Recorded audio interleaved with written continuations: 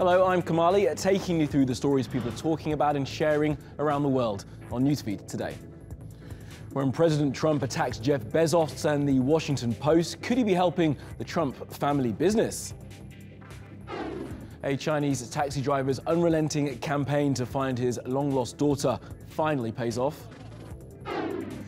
It's been 50 years since the assassination of Martin Luther King. We ask what's changed in racial politics in the US.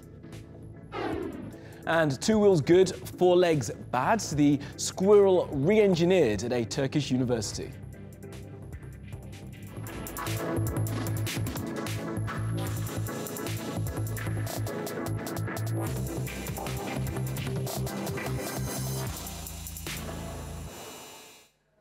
All right, top of our news feed. One is a certified billionaire, and one says he is, but no one knows for sure as he hasn't released his tax returns. Yes, I'm talking about Jeff Bezos, who Forbes placed at #1 on their rich list. When I wrote this, his net worth was $115 billion. He owns Amazon and the Washington Post. The other is President Donald J. Trump, who, after declaring bankruptcy 6 times, is now one of the most powerful men in the world and has loads of property with his name on it.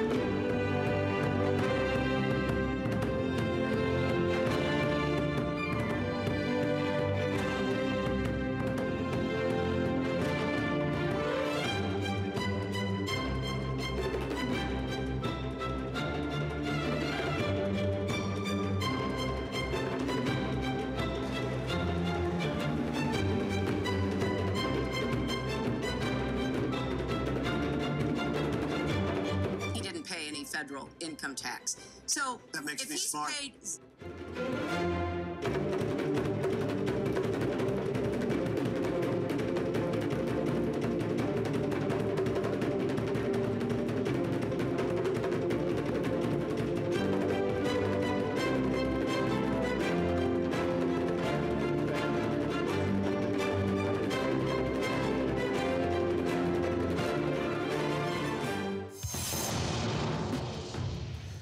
Well, Ben Margulis is in London for us, and we can talk to him now as an expert in US politics. Ben, good to speak to you. So, what do we think? Could Donald Trump be helping his own business interests by going after Jeff Bezos?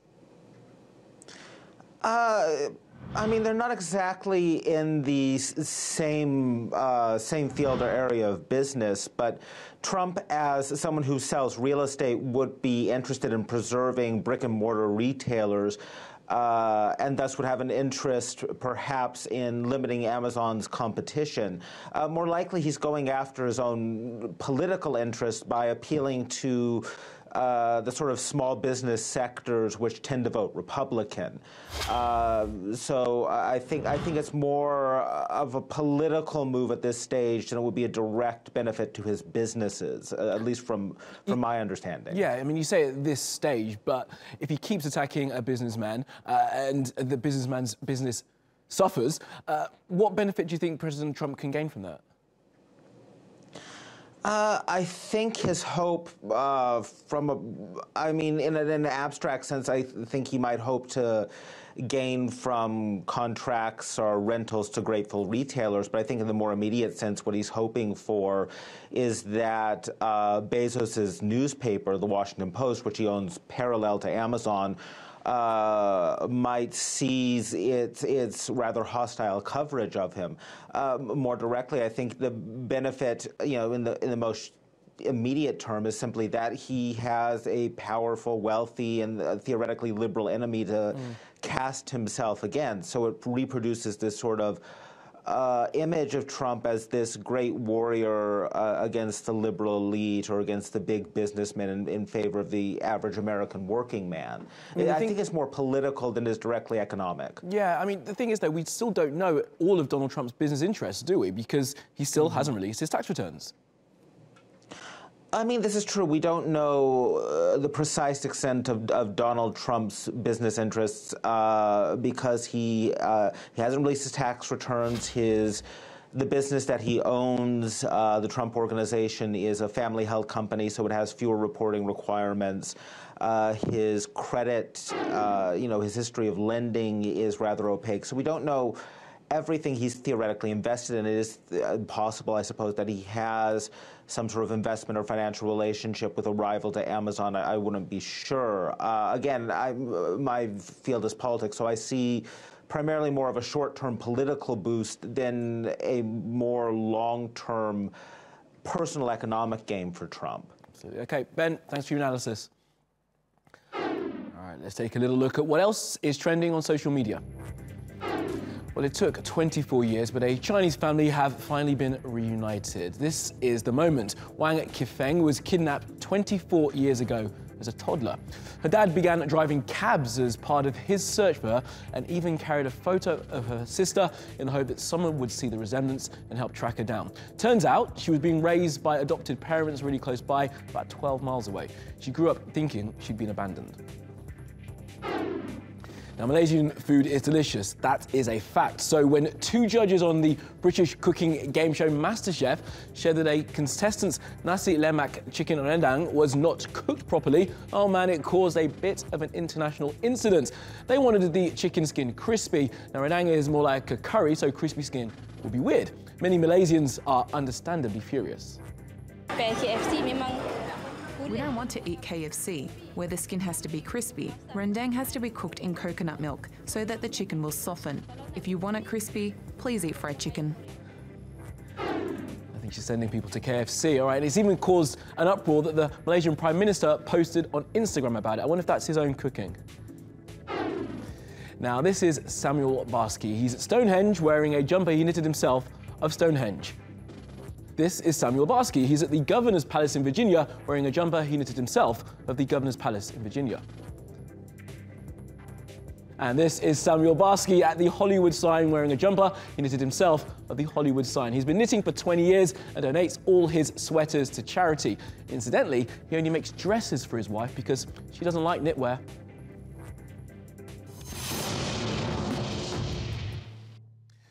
Now, 50 years ago today, Martin Luther King Jr. was shot dead in the city of Memphis. The hashtag 50Forward is being used as part of the King Center's campaign to continue Dr. King's fight for another 50 years.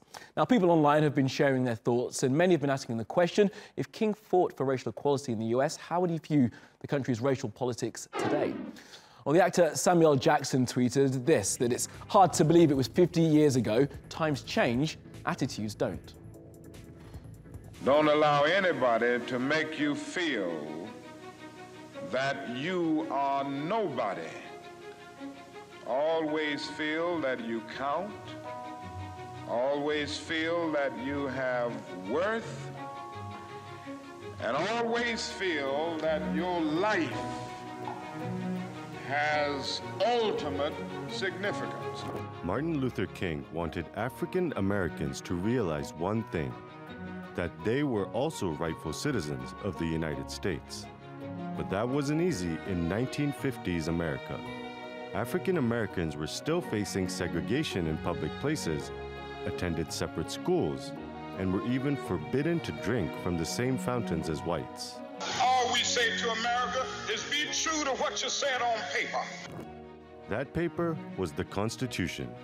King was arrested during the Birmingham protests on April 12, 1963.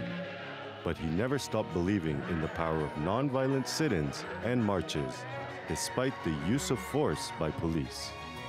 And the outspoken preacher was proven right. 2 months later, U.S. President John F. Kennedy said that segregation is legally and morally wrong. It ought to be possible, in short, for every American to enjoy the privileges of being American without regard to his race or his color. And the following year, African Americans witnessed the recognition of their rights.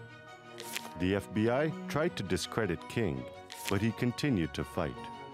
While in Memphis to support sanitation workers on April 4, 1968, he was shot outside the hotel where he was staying by James Earl Ray, a 40-year-old white man who would go on the run for 2 months before being arrested in the UK. I have a dream that one day on the red hills of Georgia, the sons of former slaves and the sons of former slave owners will be able to sit down together at the table of brotherhood. I have a dream. All right, let's take you around the world for some other stories you need to know this Wednesday. Well, this woman killed herself after injuring 3 other people at the headquarters of YouTube in California. People working there live tweeted the shooting. It's being reported that the woman shot an ex-boyfriend before turning the gun on herself. The Organisation for the Prevention of Chemical Weapons will hold an emergency meeting in The Hague at Russia's request. Now, Russia have been blamed by Britain of poisoning a former double agent called Sergei Skripal in the city of Salisbury. The European Union said it's imperative that Russia cooperate fully with the OPCW. Russia denied they were responsible for the poisoning. Now, these are pictures from Saint-Lazare train station in Paris as French commuters struggle to get into work thanks to the strike action of railway staff. Now, the French unions are resisting plans by President Macron to change the country's labour laws. And how do you create a jet to fly faster than the speed of sound without causing a sonic boom? Well, that's the task that NASA have set Lockheed Martin in a deal worth $247 million. If they can get the tech right, supersonic jets could be zooming around sooner than we think. According to the website space.com, Virgin Galactic are testing a jet called the Baby Boom, and Spike Aerospace say they'll have a supersonic quiet jet to fly by the end of the year. And film franchises really have gone too far. These are behind-the-scenes shots from Jaws 2018, the Southern Australian edition. It stars a shark called Noah, 2 Australian policemen, and some fishermen. And I'm still not convinced. That shark looks fake to me.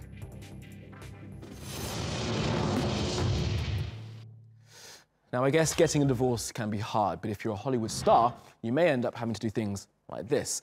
This is the cover of the brochure for the Russel Crowe divorce auction. It's called The Art of Divorce and aims to, in his words, sell boxes and boxes of stuff that he's collected over the years as his divorce from Danielle Spencer is completed. There will be 227 items available to the highest bidder at Sotheby's in Australia, and there is some good stuff. Yeah, there's many things here that I have great affection for. You know, I'm a collector, so the things that I've bought with a passionate eye. You know, it hasn't just been random. You know, and there's things from my career which, you know, sometimes you get some pleasure out of looking back at those things, but, you know. Well, I didn't know that he collected so much Australian art, but he did, and had loads of work by artists like Penley Boyd. He's also got a signed shirt from the Indian cricketer Sachin Tendulkar. There it is there. But my absolute faves have to be these two from the movie Gladiator. You can buy a fully functioning Roman chariot and a life-size prop horse. All right, let's introduce you to this guy. As you can see, he's been given something of an upgrade by an orthopedic surgeon from Aydın University here in Istanbul. Now, he lost his front balls in a trap, but was taken to a vet who thought, I know, I'll put some wheels on this thing. They plan to give the squirrel, who's been named Caramel, prosthetic limbs. I've got a couple of questions. Can he still climb trees? And also, why? And finally, I'm going to leave you with my favourite video of the day. It's from a rapper who calls himself Win Never Lose, reading the Dr Seuss story, There's a Walk It in My Pocket, to the Migos track, Walk It Like You Talk It, or Walk It Like You Talk It. Walk it in my pocket, Seuss. In my pocket, there's a walk it in my pocket. Did you ever have a feeling? There's a basket in your basket, or a neuro in your bureau, or was it in your closet? Sometimes I feel quite certain there's a curtain in the curtain. Sometimes I have a feeling there's a Zoc behind the clock, and that Zep up on the shelf. I have talked to him myself. I said that Zep up on the shelf. I have talked to him myself. That's the kind of house I live in. There's an ink up in the sink. All right, that's all from the Newsfeed team. Do reach out to me with your questions, comments, complaints and suggestions. I'm at Kamali Melbourne. You'll find us 24/7 on Twitter, YouTube and Facebook. Follow, subscribe and add, and I will see you tomorrow.